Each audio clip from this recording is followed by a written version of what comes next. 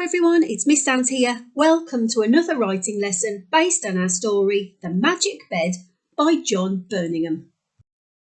The aim of today's lesson is to describe a setting using adjectives, to use alternatives for and then to move your writing on, to create an ending for your story, and to ensure that your story makes sense. By the end of this lesson, you will be able to use correct tense, that's the past tense.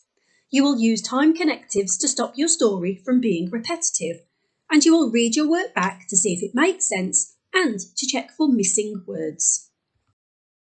You have used a story map to plan and write an introduction and 2 settings for your story.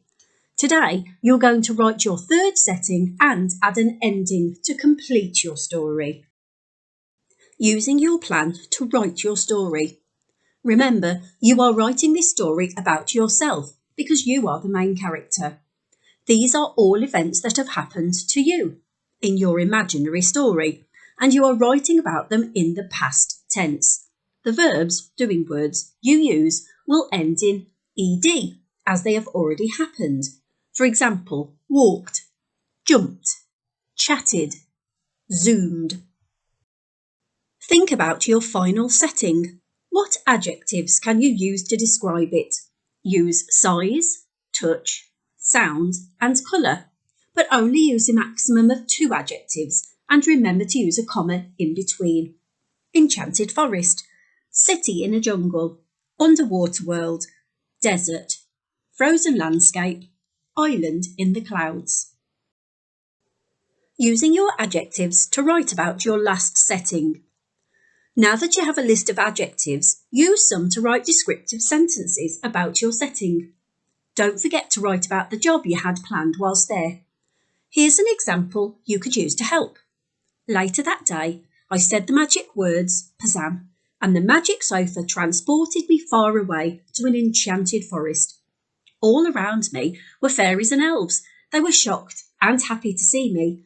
They needed help to protect their magical kingdom from the greedy gremlins who were attacking their homes and stealing their food. Using time connectives. Remember to use different time connectives instead of and then. This stops your story from being repetitive, and if you're not careful, your reader will get bored and stop reading. Try to use some of these time connectives instead. Later on. After a while.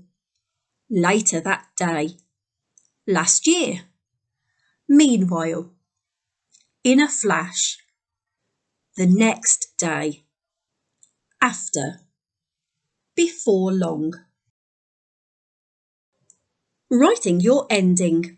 At the end of the magic bed, Granny got him a new bed, so Georgie ran to the dump to rescue his old one.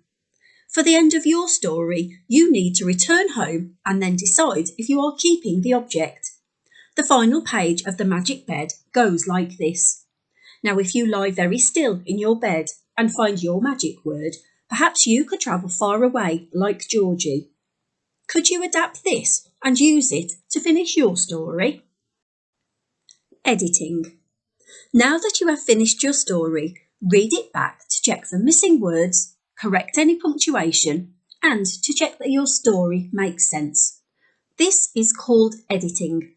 When you read it through, you might decide there are not enough or too many adjectives, or that you don't like the order of the words, and that's okay.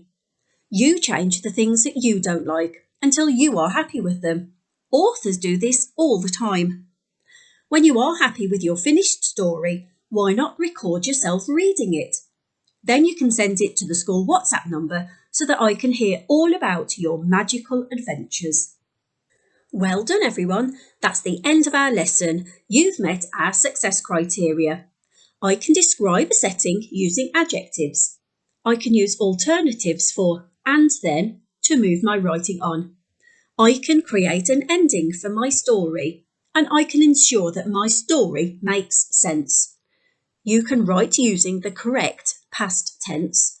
You can use time connectives to stop your story from being repetitive, and you can read your work back to check that it makes sense and to see if you've missed out any words and punctuation.